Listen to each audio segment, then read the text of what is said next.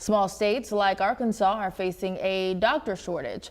Our neighbors in Iowa may try a controversial idea to fix it. There's a bill in their legislature that would require 80% of students in the state's medical and dental schools to be from Iowa.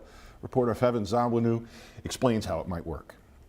Iowa is facing a physician shortage, particularly in certain specialties, which is really problematic.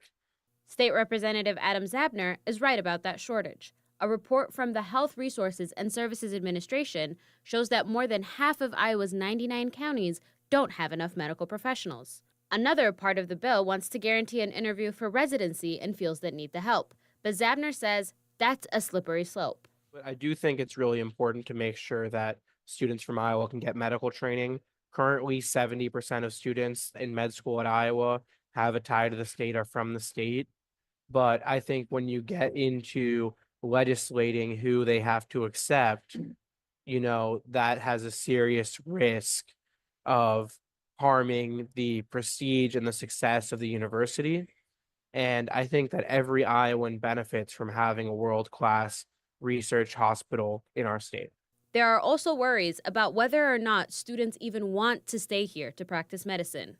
The real problem here is that Republicans have made it a hard state to be a doctor in. They've underfunded healthcare and they've underfunded education. I think if you want more students from Iowa to go to med school at the University of Iowa, fund a bunch of new slots. Instead, we've seen, chronic underfunding of our research universities in the state of Iowa.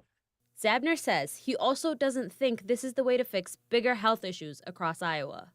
I think it's really disingenuous to pretend that this is some silver bullet to solving healthcare in the state at the same time that federal and state level Republicans are advancing legislation that would kick hundreds of thousands of Iowans off of their health insurance. That state rep there in that piece, as you might have imagined, is a Democrat. The reporter reached out to the Republican chair of the committee that's pushing this bill, but did not hear back before filing her story.